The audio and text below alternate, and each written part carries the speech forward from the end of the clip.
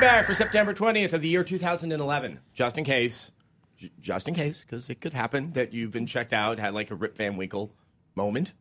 You know, who knows? Anyway, I'd like to introduce, not frequently enough, a guest on the show. Oh, thank you. Michael Leffler. Hello. Why are you here? I'm here because there was a game that had big dudes called something of War. God of War? Yeah, I think that's Yeah, what it that's is. God of War. Something like Yeah, that. I something reviewed like God that. of War 3. A frequent guest on the show, but always welcome, Kevin Kelly. Hello. Thank you very much. Thank you. And I believe this is the first time. Is this the first time? This is the first time. The one and only Jessica Chobot.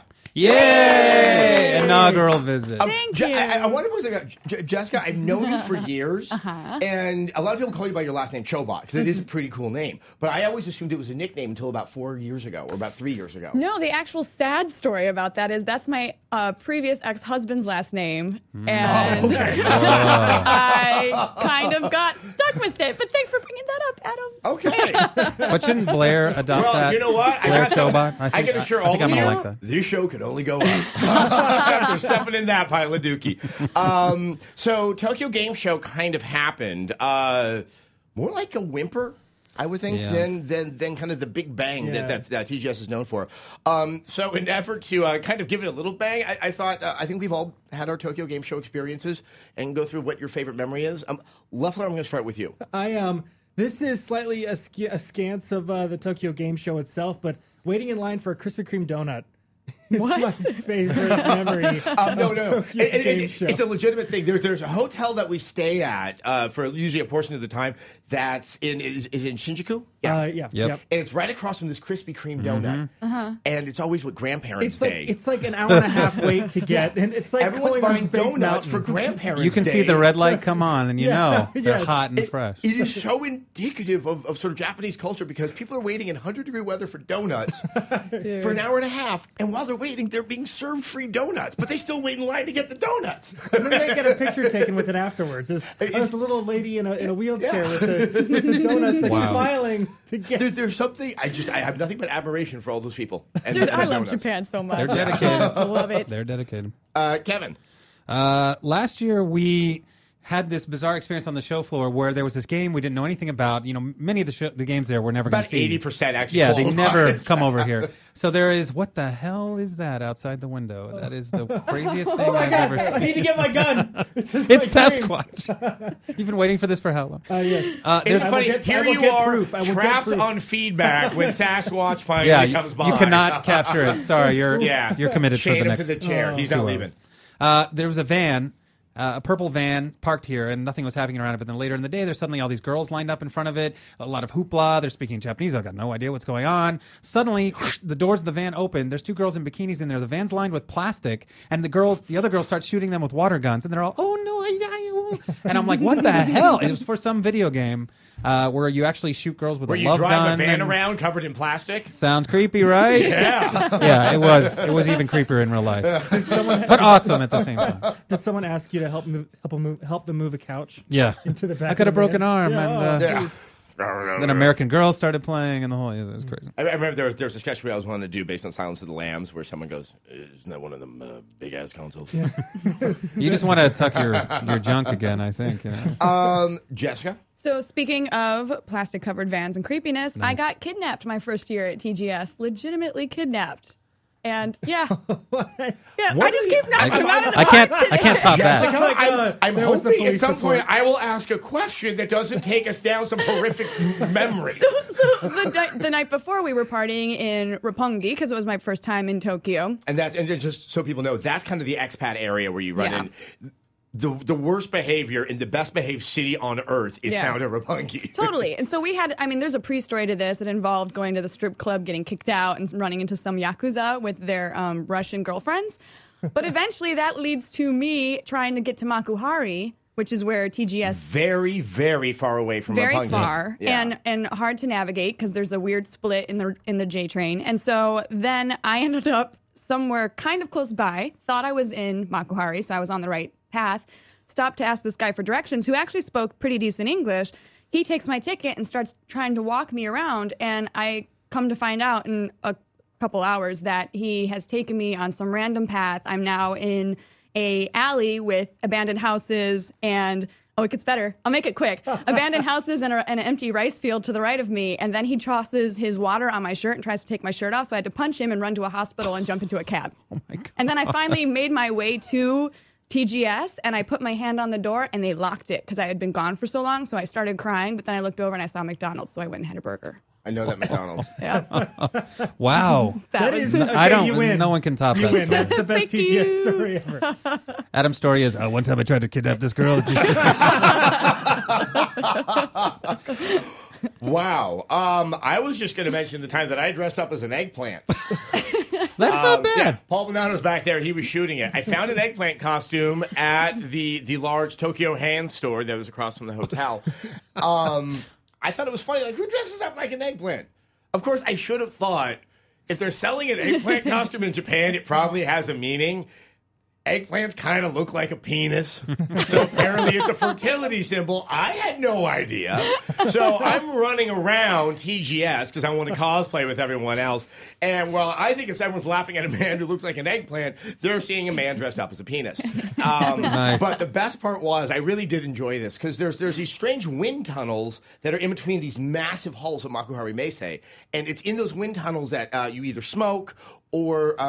people who are cosplaying, mainly and I think exclusively women, just kind of line up on Yeah, these it's walls. like photo and alley. for each girl, there is a line of men with cameras that are politely taking their photo. And it's just everyone kind of goes down the line. So I joined the line. I started to pose coquettishly, dressed as an eggplant. And I got a line of Japanese men who wanted... I think they were just being polite. I want to believe they were just being polite because if not...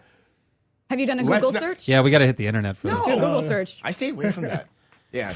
Adam No, Sessler, yeah. eggplant. Oh, that's the first thing I'm doing when I go home. Parenthetical penis. There should be a feedback Halloween episode coming up. Costumes still We around. can trot it So out. with Yeah, still around with somewhere. odious vans, donuts, kidnappings, and Penises. and unfortunate costume decisions, that sounds like very exciting. Though I have to be frank, Kevin. This did not seem like a Tokyo Game Show that, at the very least, was not intended for eyes outside of Japan. Yeah. It seemed like they really scaled back on North American presence. Last year, Microsoft had the big announcement of Hardcore Connect stuff that was going to be coming, Steel Battalion and everything. There seemed to be more this year. I don't know if it was because of the earthquake earlier in the year that the efforts got scaled back, but during this TGS, there was another earthquake, not quite as major, really? 6.0, but then they also had 105 plus degree temperatures. There was a typhoon coming towards the end that was keeping a lot of people landlocked, and it was, What a disaster. And Yeah, it was still it like sounds one kind of of the most tough. attended, Yeah, right? yeah, it was the public presence well, was bigger than Congratulations to the Tokyo Game Show for existing this year, given the rather remarkable amount of hardship.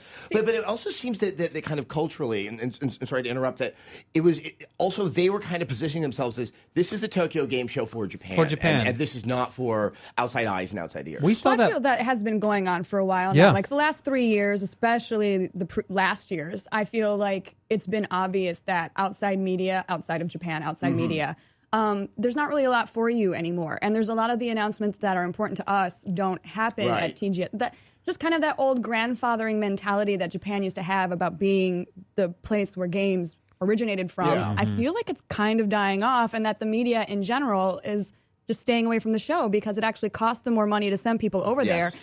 for no news. Well, then, and then as we talked about last week, Nintendo did their entire press conference in Japanese, not offering translation, not really offering invitations Yeah. to the Western media. Sony did have a press conference, which is primarily about the Vita.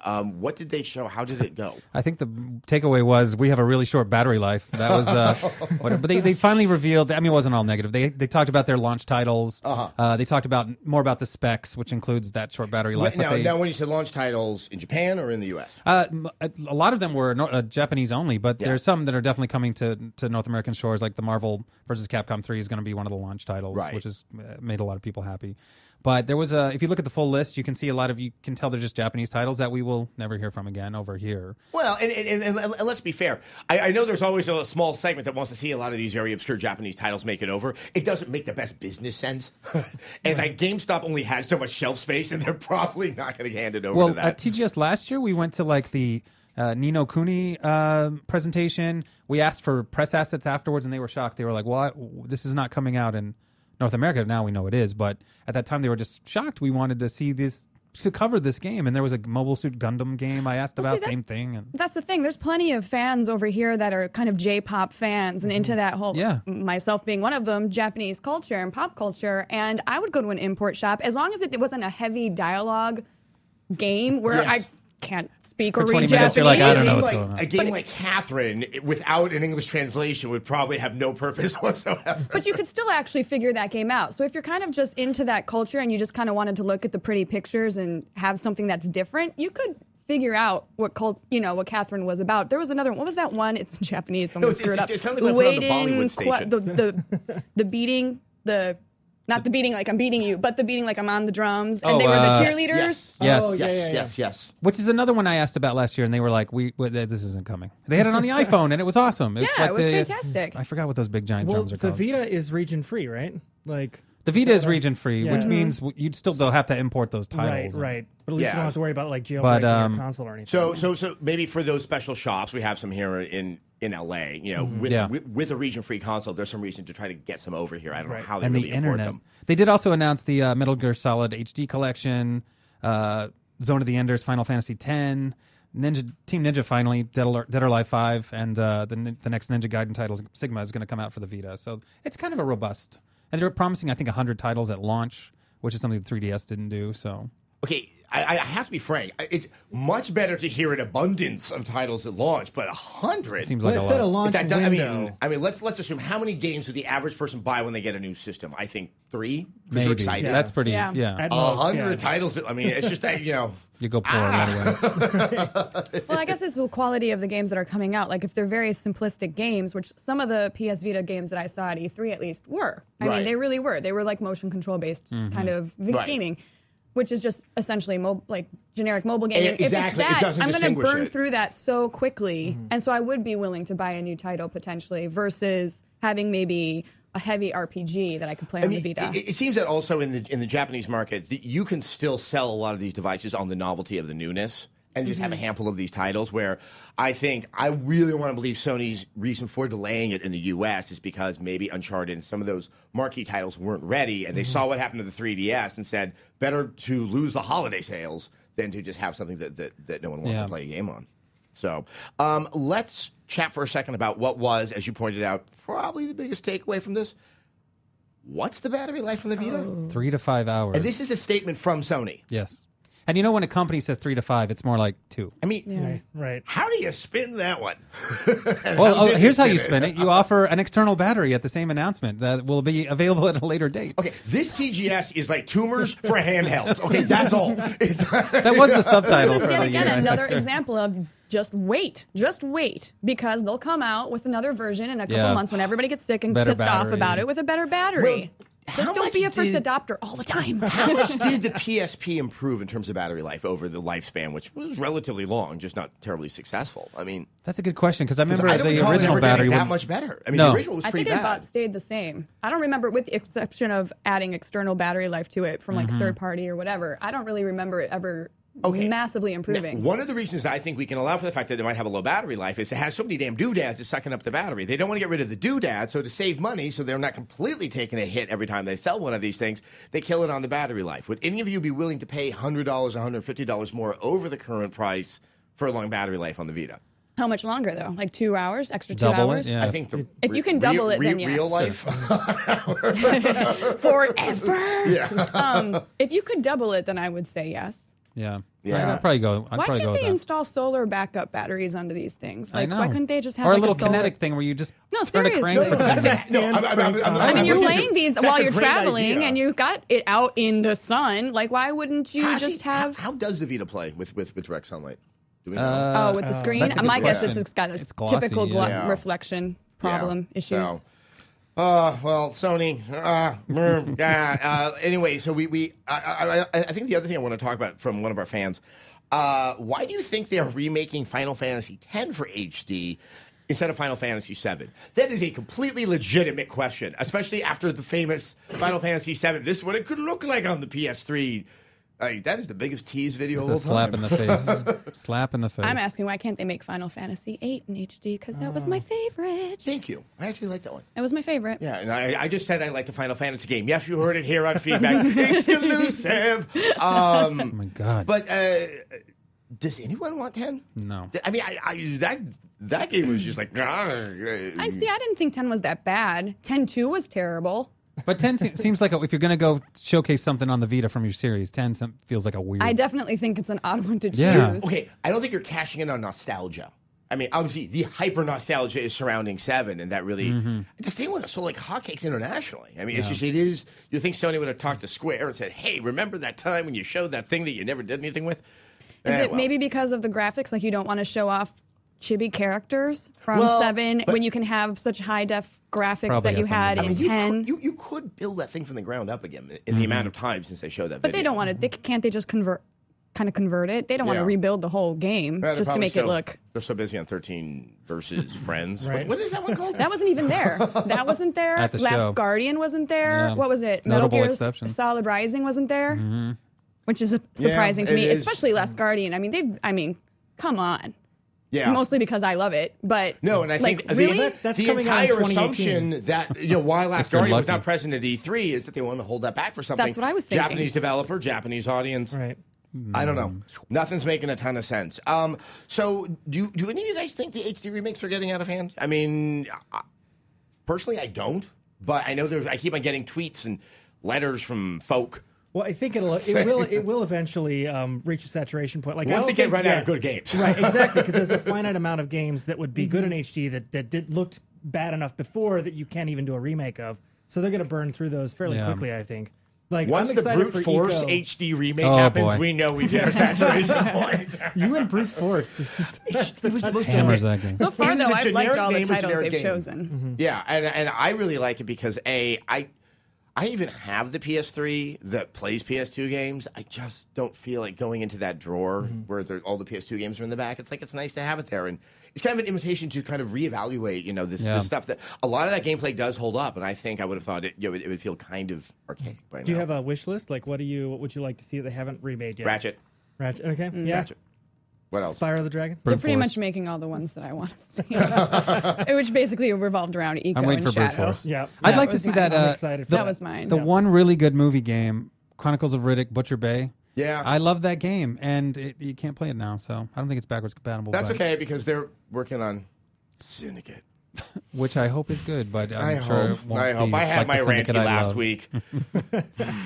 Anyway, all right, let's move on to another story. But it's still about Sony. Sony, who I swear to God cannot catch a break, just got flamed by the internet. They have a new EULA agreement. That's the end user license agreement that you find on anything that is available on the internet. They changed the language, pointing out that in a class action lawsuit, there's mandatory arbitration. It's binding. People are like, oh my God, you did like a shell game and you changed everything up. Hate to say it. The bigger story here is why Sony didn't have this in their end user license agreement to begin with. This is Yeah. about as typical. And I'm going to say to the audience out there, if you are employed and you have signed an employment agreement, go read what's in it. There's a very good chance that binding arbitration is in it. It's a nasty, nasty thing that has happened over the years, but Sony hasn't struck me as terribly odious in this, or no more so than anybody else out there.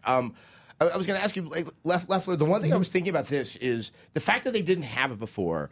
Okay, yeah, it was free, and maybe they thought, like, oh, we don't need to have all this stuff, but it also kind of speaks to Sony's behind-the-curve savvy on how the internet and all this stuff works. Right. Well, when you look at between Xbox and the PlayStation, like which one has got the better online service? Like people, Yeah. on the boards, like they'll talk about like the Resistance 3 multiplayer, whatever, and I'm like, yeah, but like they already lost me. Like I play multiplayer pretty much exclusively on the Xbox, because the service is stronger, even if I have to pay for it. Like Sony is kind of like has been short-sighted in that, leading up to this point. And the thing is, they did the proper diligence in sending out the emails that I received informing people of the change, and is Sony just unable to do anything? Because what they did here kind of struck me as what they did was the right thing, and it's just they just stepped on their own penis. I think, oh God, I what don't a even know what they're problem to doing. have. I just, people don't like change, and because you click on those user agreements and you don't really read them, like, let's be honest, none of us read them. You just They agree. don't exactly write them to be read. So to get an email like that, which blatantly says this section of this is going to change, all of a sudden everybody, the neck on everybody's hair stands to stand up, and they're like, what? Oh, you're trying to trick me into something, and I'm pissed about this now. And it's like, well, dude, you've been signing off for this for most of your life. I mean, Well, go read what you're signing on Apple when you're doing stuff on iTunes and the App Store. almost anything nowadays. Facebook, everything has got a EULA that people. Yeah. Well, would this have been as big a deal if we hadn't just had the hacking? Like, Well, that too. Right, Yeah, yes, for exactly. People now are sensitive. I'm getting this email from Sony. Like, oh no, like it's been in the news. If that hadn't happened, like, would anybody care? I About mean, it? it's Do you just. guys have any idea has there been any lawsuits put against Sony from Yes. Oh yeah. how many I mean, there have? there have been attempts at a class action. I mean, those things take a long time. Uh-huh.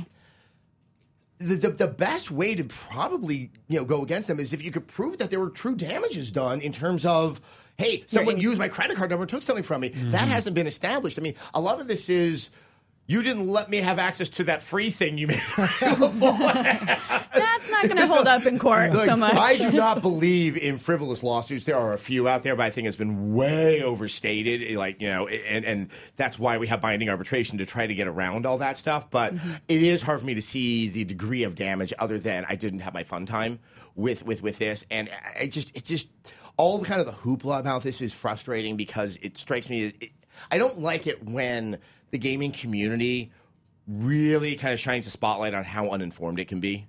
That that this is a tempest in a teapot. There's a really big teapot, and it includes all EULA agreements, all types of binding arbitration that people don't know they're getting themselves into.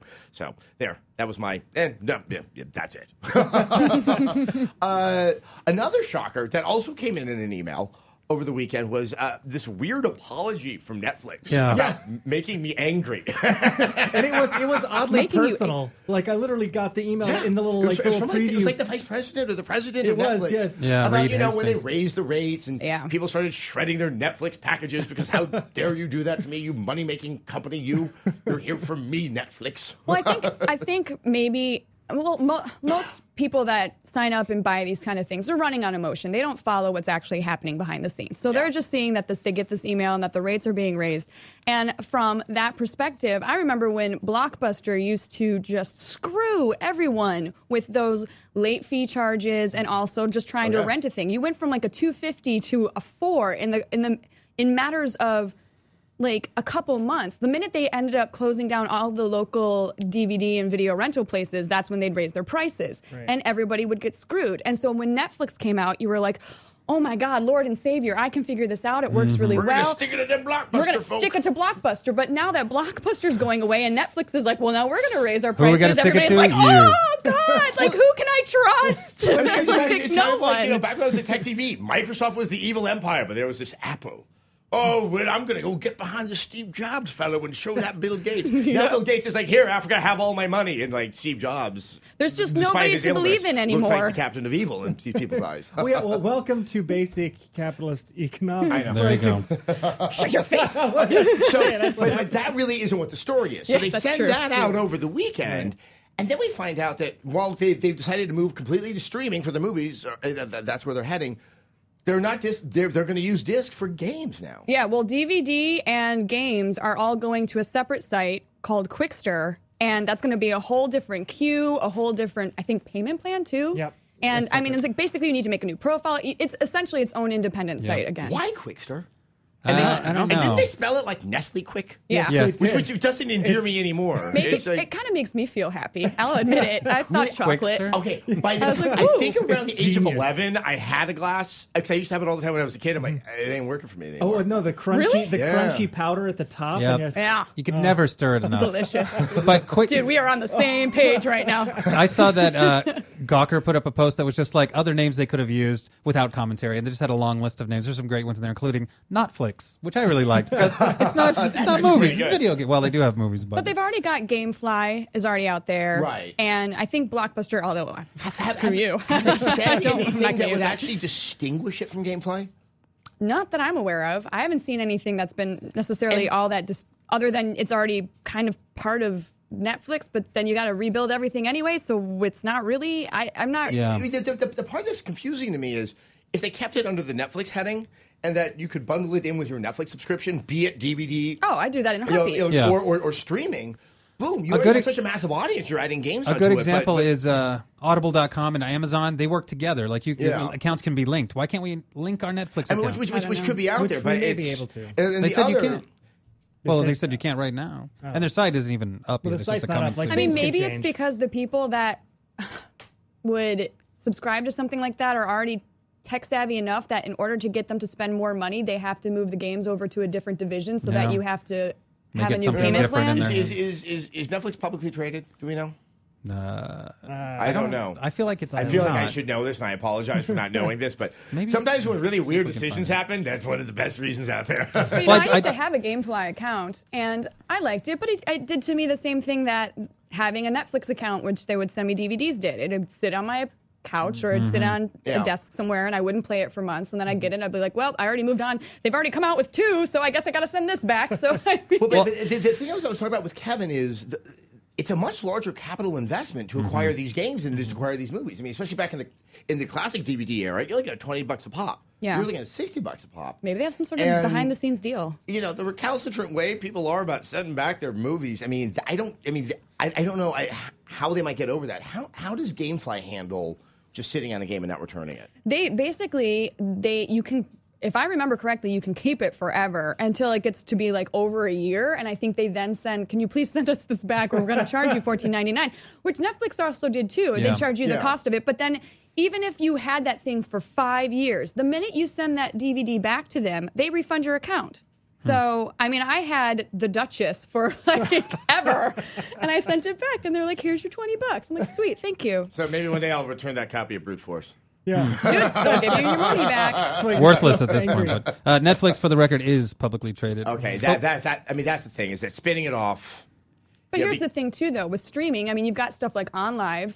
Netflix is already streaming. Yeah. So Don't you have to wonder? They've got to. I mean, look, that's what we talk I'm about sure on the they're show working half on the it. time is whether or not we're going to move to a streaming digital model. OnLive is out there. They've I gotta be could see working on Netflix it. acquiring and them. I feel Yeah. that more and more companies that are game-related companies are going to start going down. And I'm not talking about developers. I'm talking more about like sales. Right. That they're going to start going down this path where Yeah. they're going to offer streaming themselves through their own stores and No, I mean, online stores look, and such. GameStop's going to have to do it. Yeah. Obviously, you know, I would see. I mean, Netflix has no other place to grow if they're really moving into the streaming other than something like games. It could be very profitable because once again, the physical disc is what costs so much money. You know, Right. there, you can really lower your costs if it's digital. And I found out behind the scenes what one of the reasons behind the split was whenever Netflix does deals with the studios, they have to report all of their subscribers to do the money deal.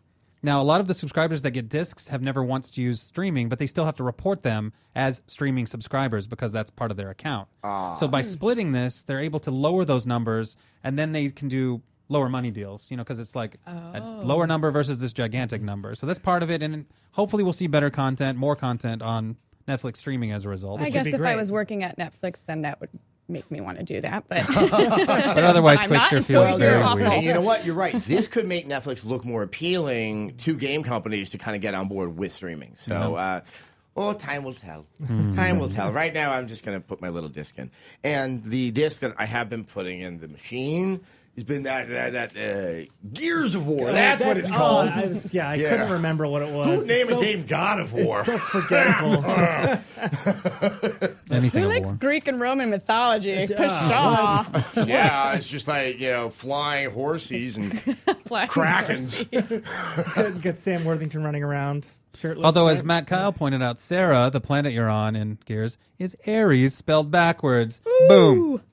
I'm sure everyone already knew that, probably. Matt Kyle would be the one to point Matt that Kyle, out, man. yes, He picked up on it would. probably right away. So, Leffler, you Yeah. were the lucky person to play this game ahead of everyone else. Yeah, it I was think my we've all had destiny. time to play with the game, but let's first establish your Gears credentials. It is not just happenstance that you're kind of like a drive-by, like, hey, you're going to review this. And you're like, No, I played the first Gears. It's like it's actually the first game I ever played on the 360, and I loved that game. That game was great. And then I played Gears 2, and I think myself and Mike Dembski, X-Play's writer, we're the last two people that would play Gears 2 like every week. We would pop it in, we would set up a little mandate, and we'd be like, let's play some Wingman. Let's play some. You just made Gears of War sound adorable. It's that's adorable just really weird. So bloody. No, but like Gears 2 is one of my favorite games, and I think that multiplayer. Let's talk about multiplayer, horde, or single player. Like Horde is fantastic. Like Horde is my favorite thing from Gears 2. Like that was when they launched. Like thank God they had Horde, because the regular versus multiplayer was so laggy and broken when it was first launched. If they hadn't had Horde to fall back on, like I think there would have been more damage than was done as far as the reputation goes. Because at least you wanted to play online. Like versus like I shot a guy with a shotgun and then the lag 10 seconds later he exploded across the map. Like at least I can go over to Horde. And that was just a it created so many cinematic great moments, where it's like, I'm against the wall, I'm out of ammo. It's like you're firing your pistol at like the Mauler, and you're like, get over here, I need help. And the guy like fires a boom shot across the map and like hits him in the back and he explodes all over your face like that. Like those moments happened every wave in Horde, and that was great. I want a brand new segment called Games Described to You by Michael Leffler. I'm a child. Are we all? No, your new segment. You just got to call it Mandate. Mandate with Leffler. I like it. So I'm a big Gears enthusiast, and I feel like they did fix the multiplayer by the end. Like if you played, Gears 2 like in 2011, like it's the experience they probably wanted you to get when it first launched. And so that being said, I have a big crush on the Gears franchise. So they said, do you want to be the lucky one? Okay, so with that, yes. How did you regard Gears 3? I was actually nervous about Gears 3 a little bit. Like I played the beta, so I knew that gameplay like a would first be date. Good. It was. Like, I don't know. Maybe she's ugly. Butterflies in the stomach. Maybe it's like Jude the Obscure. She's actually pregnant and bald. No one told me. Well, because like I'm reviewing it, I've only reviewed a couple of games, and it's like, well, I'm such a big fanboy. I was like really guarded against like treating it like a fanboy. Like I'm gonna love it no matter what. I didn't want that to be the reaction. And in playing it, I realized like it's just the gameplay is dialed into a T. Like it's just play a bad game to realize how good this one is. It's kind of easy to forget how good the gameplay and how tight like the cover system is, and the switching weapons and just all the active reload stuff. Like how dialed in that is. It's easy to forget because it works so well. It's almost invisible. No. I mean, it's one of those funny things that some of the best stuff about games are the ones that completely go unnoticed. Mm-hmm. But that's probably the greatest credit to how well they're implemented in the game. Yeah, and I have to say that I like the multiplayer stuff. Like, 'cause I was playing it last night with real people, and not with game journalists. In your world, game journalists, not with Dempsey. Real people. There's people that play nice that sometimes I can beat, and then there's people that are complete a-holes that are On the much better internet? than me. What? Yes, that's what I experienced last night. But it actually it seems to work, and I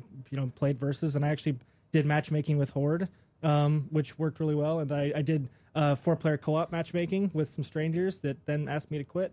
So that's good. Yeah. How does that? I'm sorry. This is one of the reasons I don't go wandering across the internet alone. Yes. How does that transpire? What does it sound like? This is what happens. It was a boss fight against a very large creature, and I happened to get charged, and I was down, and then it charged back the other way, and it ended up killing me. So when you fail a checkpoint, you have to restart the checkpoint, and then it's in that menu, and it's still in that menu, and then I hear, and then I get a message, and it just says quit, and I was like, man. all right, I don't think this is my flavor right now. I'm gonna. Wow. So yes, that's the. I love it. It's the wild of Xbox Live. Charlie Brown's teacher asked him to quit. So I can't wait for my. This is why I friends. avoid multiplayer, online multiplayer for Well, I was anything. about to say, another reason why I just don't go wandering around is I'm afraid a man's going to take me around Tokyo for 2 hours and start spraying me with the hose. Right. Oh, let's play Capture the Leader over here in this alley, and then we'll. Wow.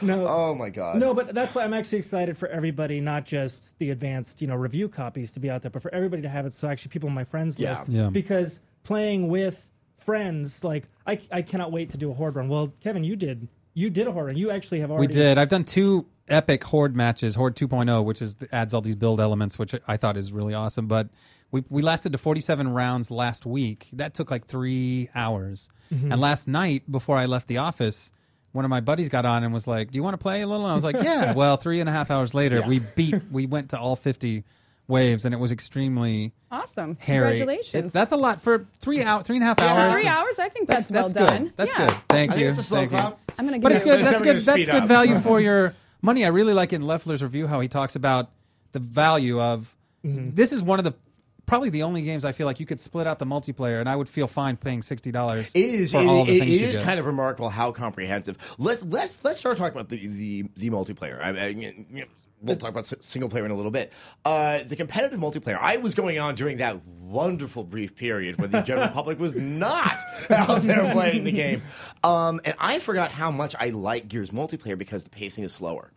Absolutely. I'm just not a Call of Duty kind of guy because it's just like I can't get my bearings before someone's putting a knife in my butt, and like, I just have then I that turn the moment game of on. clarity before, so I can decide what I'm going to do in Gears. Well, and like with games like Call of Duty, it's like there's like this kind of twitch reflex that it rewards if your reflexes have to be very, very good, and it rewards Like you. a 12-year-old. You're right, exactly. And in Gears, it's like it's just slow enough that as long as you're focused and looking at it and have a decent amount of skill, you have time to strategize what to do. You can see someone coming.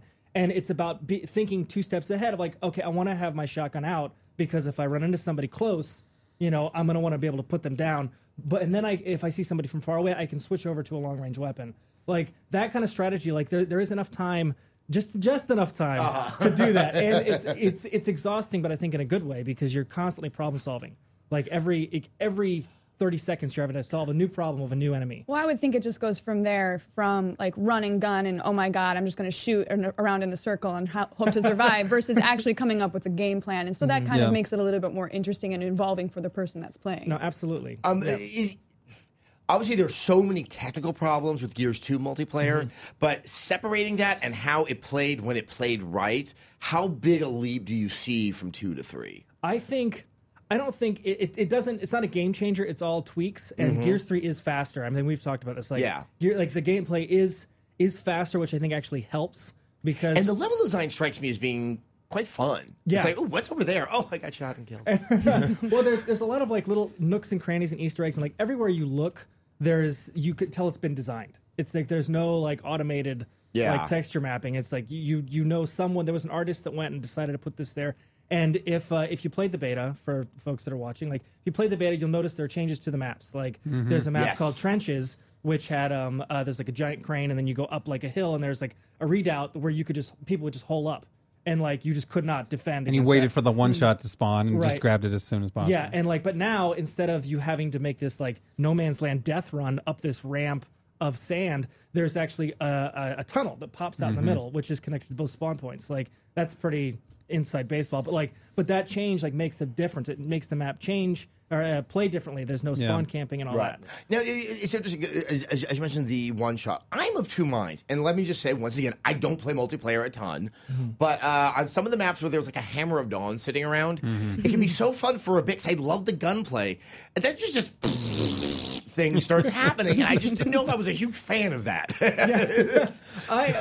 That when there's somebody who's really good. Well, here's the thing, too. Like, hopefully, we'll see as it goes. But supposedly, Gears has an improved matchmaking set up to match you with people of your own skill set. Right, like that, which obviously was not evident during those early camps. There's only a handful of people out there. Right. I was playing people that were so much better than me. It was just sad. Right. So hopefully, because like that stuff, like the big weapons, I feel like they are balanced. Like the Hammer of Dawn, you get 4 shots. Like they've actually they've changed almost every weapon as far as like how much ammo you get. Like it really is different. Like the boom shot, it's like you get 4 rounds or I don't remember. I don't know everything off the top of my head, but like it is noticeable. Like I feel like ammo is a little more scarce this time around than it was. Yeah. So you I can't did just feel like that. So if you are alive for a long time, like if it's a really good player, they're going to have to then find a new weapon or find ammo. They're not going to be able to just like hole up and ruin everybody's I like day. that they brought back classic maps like Gridlock, but they didn't just bring. I mean, they could have easily just dropped it in. They redid it. It's reskinned.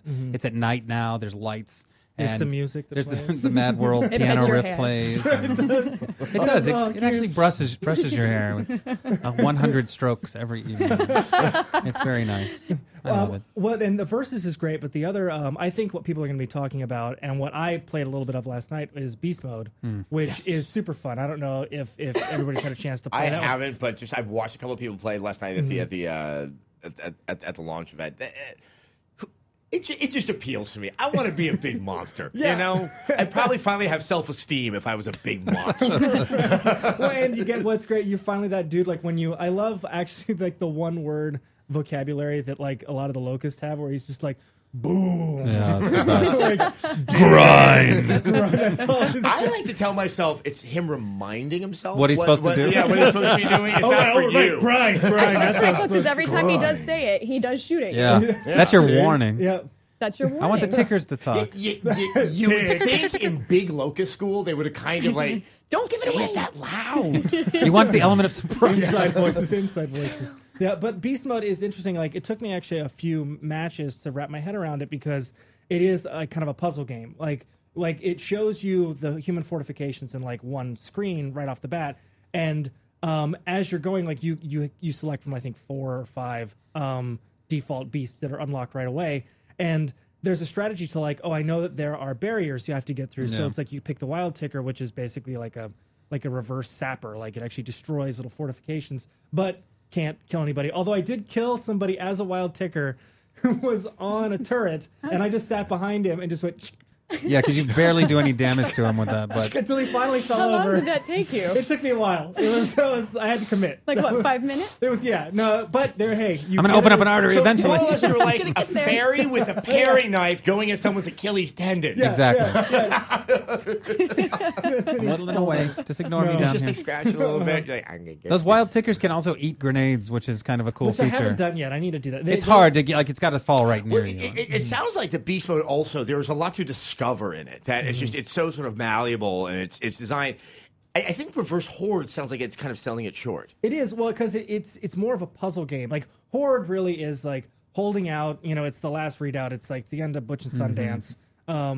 And Beast Mode is kind of like a moving, living kind of puzzle game of like what kind of fortifications they have. They have a turret. Okay, that means I need to get a guy who's got like whatever a drone that has a weapon. Like and communication makes all the difference in that. Where it's like okay, I'm gonna be a ticker. I'm gonna blow up this barricade. And then you're gonna have a mauler that'll do this, and then which I will say that the most fun creature is the little centipede dude. The Seraphine. Yeah, with the glowing Yeah. butt. Yeah, don't shoot. You just shoot him in the butt. That's, Shoot him in the butt. Yeah, just segment and chew your way up the body. And Kids, you know what to do. Shoot him in the butt. but it is that rolling puzzle game. And Horde 2.0. Now, there is now more of that kind of fortifications. It's, there's a little bit of field runners in there. I mean, do you see that as an advancement for... I think it is. It's to me, well, here's the thing that Gears 3 does really well. With the addition of like ribbons and there's medals and you can like prestige each medal and that kind of thing. It's really good at like hitting that reward zone. Mm-hmm. And I feel like the Horde fortifications, like if you're really good and you have like a tight team, like you can build that stuff and it can be advantageous. But in the end, like the creatures, there's so many bad guys that they'll destroy everything, and like you're gonna be out of money if you try to build everything all the time. But it just helps that little bit of like reward of like, I've got those this ribbons, turret. trust me. Even I can get ribbons. And it's kind of like when I would come home from school, tell my mom how the kids teased me, and she said they were wrong. And I just was going to hold on to that. Yeah, you're right, Mom. You got your good attendance award. Yes. Yeah. Honorable mention. I've gotten that ribbon Participants for award. dying Existence. for so many times. That's kind of what I get. Well, we would not have made it through 50 rounds if we didn't use those. No, and it's absolutely. very strategic. You have to be like, because we had one guy who was like the leader. He'd be like, all right, we're picking this spot. You need to build that, do that. And you also unlock your fortifications as you use them more. You can upgrade them. They have a really cool system in there. But once you've done it, they're unlocked every time you play. Right. It's just a I, question of getting enough I money. think overall the feeling, and I even, I think you said it, I felt it too, on the multiplayer is that there's just nothing haphazard about it. It is very elegant, very well thought out, very strategic, Yep. and as a result, quite satisfying. Let's move over to single player, since all of us have had our time with the single player. I would say that was not Gears 2's strongest suit, even though I think it has some high points. Right. And I am probably a little bit rare. Like I'm a tough sell on single player. Like the story, like the game. Again, we'll say the gameplay is great, but like as far as the story goes for single player, I'm a really tough sell. And I kind of, for all of its gobbledygookiness, I kind of preferred Gears 2's story to Gears 3. Yeah, because those high heights, like even like with the beginning with Dizzy fighting the dude while you're locked into the little pod, and like the thing with Maria, and like and even at the end, like we got to get to the city to stop everything. Gears 3, like I kind of felt a little bit like a tourist, like, oh, we're gonna take this thing to this guy. Okay, But don't you cool. think that's how the story arc should go? Because you have a beginning and a middle and the end, and the middle is always the meaty part, and so the end. Yeah, is, Empire is the best movie. Thank you. There you go. Jessica. I think you know what I'm trying to say. I mean, there was just, an aspect to it's- Gears 2. There's no You're right. thing. How are you going to build up?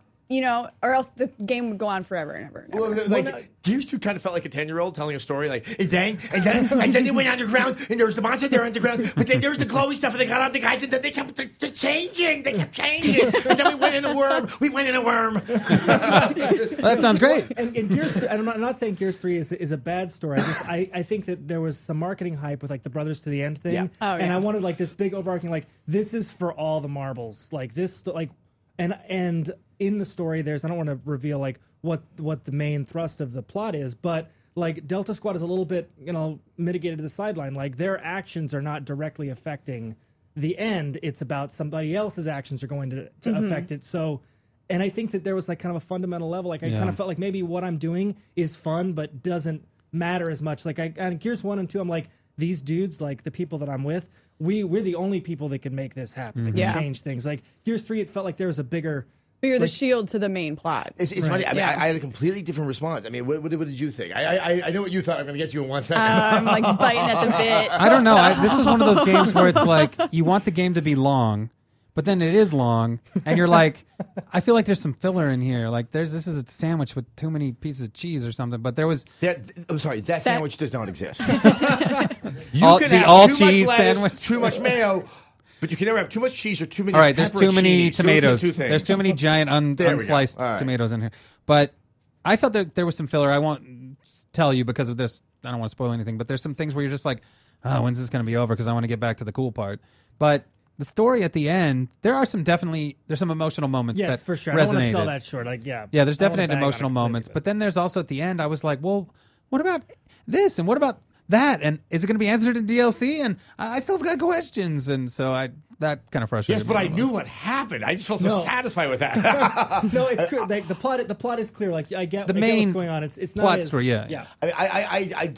I really like the story. I think because of the coherence, but where you were describing filler, I finally saw what I think Gears had been lacking, which was a better sense of this world. I think there was a bit of that there in Gears 1. It was absent in Gears 2, and that where it diverges, I'm like, I kind of got a better sense of the picture, and I got a better sense of what was at stake. I really still love what R.A. Salvatore was saying with regards to Amalur, which is we want to create a world that you want to save. And I think I didn't have that before, and I kind of did now, but I kind of wish I also had that in 1 and 2 after feeling that. Jessica, what did you think of the game? Well, before that, let me just say, since we're on that thread, is I actually agree with you in regards to the world. That was one of the things, and this will make more sense as soon as I come in with my next statement, that I thought was really, really incredibly well done, and is kind of why I keep wanting to continue with the story, is because the world is probably the most interesting part of the game to me. That being said, here is why.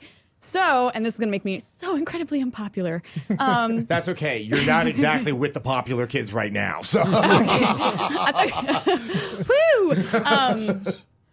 So obviously, being in the media, I know enough about Gears 1 and 2, and I did play a little bit of 1 that I know what's going on. Also, it didn't hurt that Gears 3 had a previously on Gears segment, which I thought actually was really well Yeah, it done was for people nice. that kind of want to jump into the game. I But played the first 2. I needed that one. yeah, I am not a shooter fan, and that goes across the board. It's not picking on Gears. It's like I just don't like shooters, especially kind of military-based shooters, which is essentially what this is. It was, for me, automatically kind of, how do I want to put this? It gives me a headache. I thought it was boring, and I just thought it was How like do you male really feel? love, How do you a really male feel? love fantasy. Which that explains why You're I really love it guarding so your much. there's- feelings. I don't There's- mean like a male love. I just mean like, it's definitely a love story for guys. Like this is just so utterly masculine that it's I kind of felt left out. That being said, I love the fact that they had the female characters in there. I wish I could have played as one.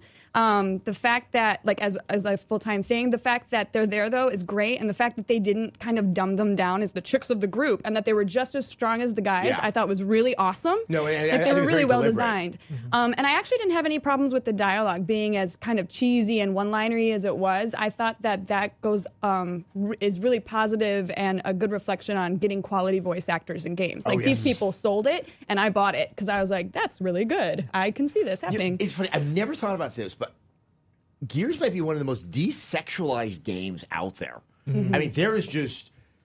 Well, they take You don't really get the. I mean, even though there's some intimations, like some nasty things are said about Anya by non-central characters. Yeah. It's just there's nothing libidinous, or it's just we're all about death here. Yeah, That's we it. are out to survive, and this is how it's going to happen. And I loved that, though. I actually thought they still kind of made the girls sexy looking. I mean, they weren't ugly But women. it's more sexy through their strength, not. Exactly. Whoops! I forgot to put armor here. Why would I need to cover my guts? Have you seen that website where it's women in reasonable armor? It's paintings of like, oh, this is a practical suit of armor for a woman. There's a whole website devoted to that. I will say this, like, so one of the hardest things to do with like telling a story in games or anything is tone. Keeping the tone consistent, and that's something that you talk about, like the one-liners, but it kind of fits that tone, and having the women not overly sexualized, and like Gears like knows its tone and nails it. And my biggest issues with the story is more about like I don't like how the deck chairs are arranged, and it's more of almost a preference thing. The moment it sounds like can be quite satisfying for you, but it's kind Absolutely. of when it's all strung together, you feel it doesn't have the same. I'm greedy. I wanted to cry. And that's kind of the banter in it reminds me, because I just saw it on TV, was Star Trek 6, which I always liked that one. Wait, which one was that? Oh, God, I haven't It was, seen it was that the last one. one of the original cast. one with Rod- the one one found with- God. No. With Malcolm McDowell? No. That's the first one of the new cast. Oh, the one Yeah, with Iman who Yeah. changes. Okay. Oh, Well, anyway, gotcha. I remember like that. I just happened to see it on TV again, and that it's like there's this thing that's kind of suffuses the entire movie, which is the sense that it's going to come to an end, and it somehow makes the witty banter between this crew, because you kind of get the sense like, yeah, they kind of really know each other. And it added, and I think it was the same in Gears 3, it added somewhat to the poignancy. Like, from the moment that game began, you kind of know this is it.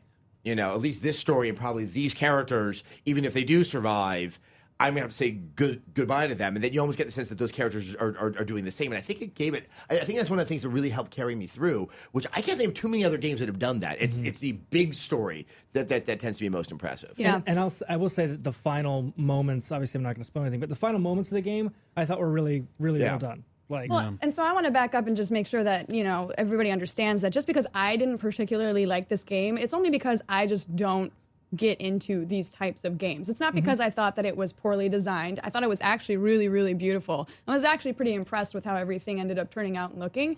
And I thought that the quality of the gameplay was spot on. I didn't have any issues, with the exception, and we had talked about this previously, which isn't really gameplay so much as transition, is that cutscenes would kind of just take a dump. Well, and it's like, I mean, I can't remember in Gears 1 and 2 if they used stuff like scenes that were done in engine but were pre-recorded. Yeah, they did. The way that they're inserted, and this seems to be more like how it's streaming off the disc, terribly abrupt moments. And because I was so into the story, it really stands out. I've seen this in a lot of other games, but I don't give enough of a crap about the story to really to find it that obtrusive.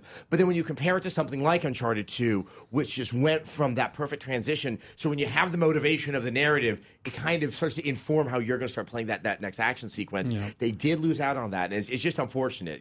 It's a small blemish, but in a game that's so polished and put together, it really does stand out. Well, I don't know if it's fair to call it a small blemish. I think it's actually kind of like a semi-big kind of underneath the skin blemish, because, there was a point where I thought this is like a proactive kind of blemish. This is, like you want to put some spreading. sulfur on that blemish. Because this was, there was a part, and I think, like I had mentioned previous to this, was that I think it was in Act 2 or 3, or it was one of the cutscenes, and it was transitioning into the gameplay. Well, what it did is it completely shut down on me, and I thought my game had frozen. I thought I broke something broke because the whole screen went completely black for a good 5 seconds, which is enough time as a gamer to be like, what the hell just happened? Oh God. Did I lose my save? Don't you first think it's your fault? Yeah. Oh yeah. Oh, what did I do? Oh, God, no. I'm like, no, is the cat no. behind the TV and did he knock something over? Oh God, what happened? I hope you fry yourself. It is. I mean, no, you're right, and it does show up, and it's a lot was made out of the extra 6 months of polish. I think we all kind of knew it was probably going into multiplayer because that's where fiddling really can help. But it was funny that one thing wasn't sort of addressed because it. This is why you wouldn't put up with that in a movie if they're changing reels or like they have to go black and they're like, hold on, cool thing here, hold on 1 sec, and audio. I want the best for games out there, and you start to get that level of cinema, but you have to have those basic things accomplished. It's so unfortunate when the game is going along at such a great pace, and then all of a sudden Marcus's fingers go up to his ear and he starts to walk, and you're like, oh, this is going to be a plot moment, and there's some loading in the background while I have to just wait. The one other thing I want to talk about, and I think this speaks to, like, I think, Kevin, where you felt it was lacking in some of the drama at the end. Also was, and I just didn't pay attention. I was so excited to play this game. I didn't read a manual. I didn't read anything. I just said, go, go, go. Normal is pretty easy. Yeah. And that hardcore is the new normal, which I wish there was a warning up there. I'm not really faulting them for this, but what I did feel happen is I'm glad I played on normal because I wanted to get through the game. I wanted to have the experience. I'm going back on hardcore now.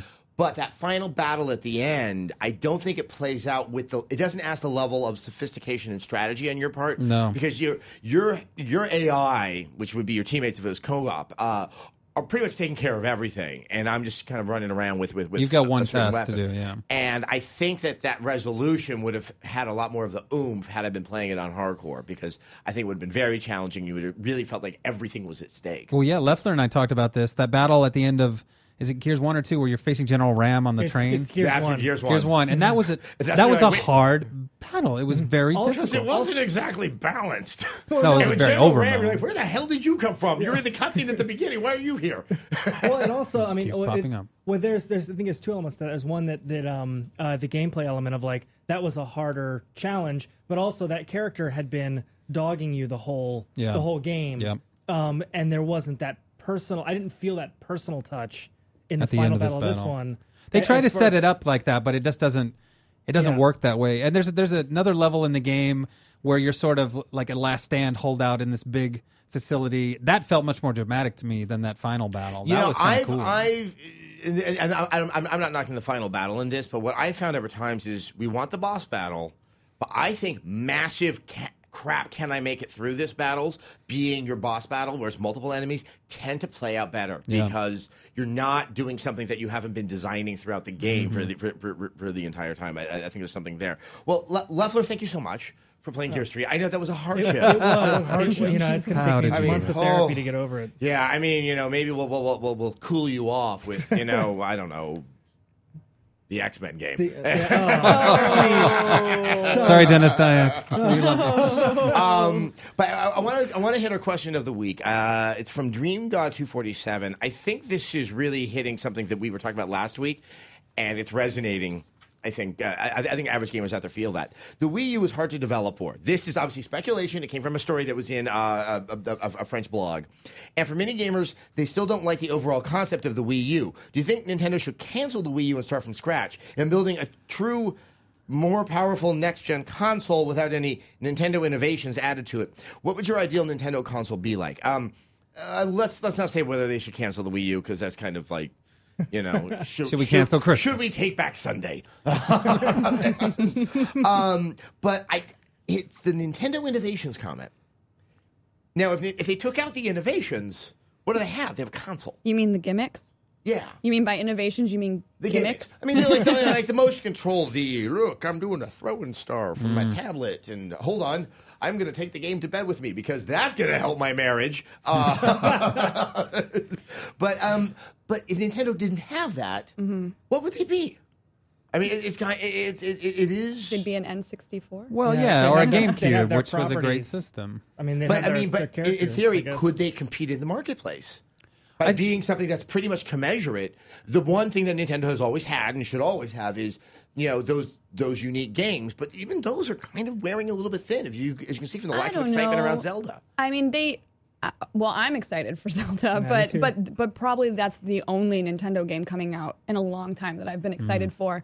That aside, however, I do think that the potential for them to compete in the marketplace is there only because of the casual gaming market. And I hate to use that phrase, but when I say casual gaming, I'm talking like my parents, my grandparents. But they need those innovations to reach that casual market, don't you think? I don't know. I think that they've got the characters and the name behind them at this but point. They have that controller. I'm playing devil's advocate here, but there's just that. Well, no, the controller is great, and that's going to get people more excited, obviously. But Is it great? I think it's the opposite. Well, I mean, it's great for people that are Right. picking it up for my grandparents have never touched a video game ever. They came to my house for Christmas and They played they're like, the "Ooh, original let's Wii." play." Yeah, Right. yeah. You And I know, think- and the original. I'm talking original here now. Well, Wii I think U. people would have been more excited about a Wii HD upgrade, like a new console that was basically the Wii. It was HD. With a GameCube controller. Right. More powerful and a standard controller optional. You can still play your Wii favorites. That's what would have, I think, gotten more response. But that fact that controller is one, you can't have more than one on the system. You can't take it out of the house.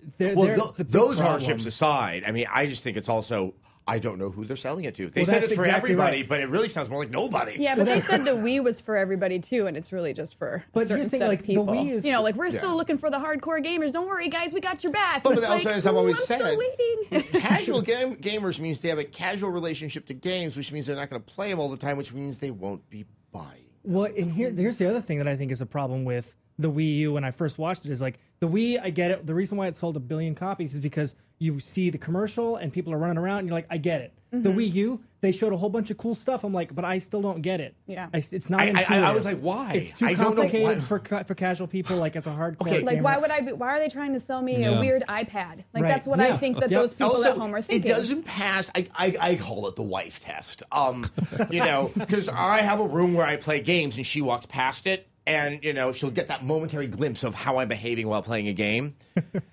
Sometimes I look like a frickin' idiot, and sometimes I just look like I'm engaged with something. Imagine holding that controller in my hands and where I'm going to fall in that idiot barometer. And I think that's going to be a huge turnoff.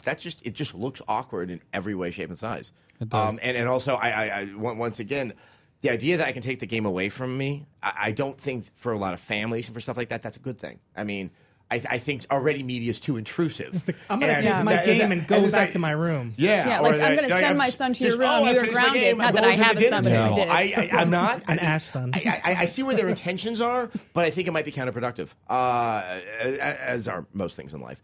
And on that up note, we're going to have to end this fabulous edition of Feedback. Because, we want that dramatic pause, that dramatic end. What's going to happen next week? We don't know. I can tell you about my Yakuza stories. More Yakuza stories next week if Jessica can make it through the week. Since That's right. apparently, if I ask a question, I'm just digging up some bad things. So I'm going to go back to my gonna start question box. Next week will be like, how are you? If she's here, she might get Okay. kidnapped. Don't get What's kidnapped between now and your next week. name? Kevin Kelly, thank you so much for stopping by. Michael Leffler, thank you very much for stopping by. Hopefully now you can go find the Bigfoot that was wandering I the know. halls. I'm so ready to go find As far that as Bigfoot. I know, he's probably getting a show on style. Oh. All right, with that, we'll see you next week. Remember, this is Feedback goes up every Wednesday on G4TV.com. We like you and we express it by putting it up there. So reciprocate, and it'll be all synergetic.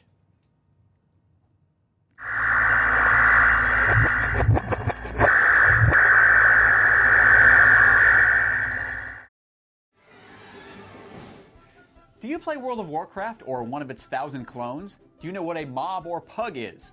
Then you'll want to make sure to check out the MMO Report. It gives you all the massively multiplayer online news you could want in a neat little package named Casey Schreiner. Check out all new episodes every Thursday over at g4tv.com/MMO. You're welcome.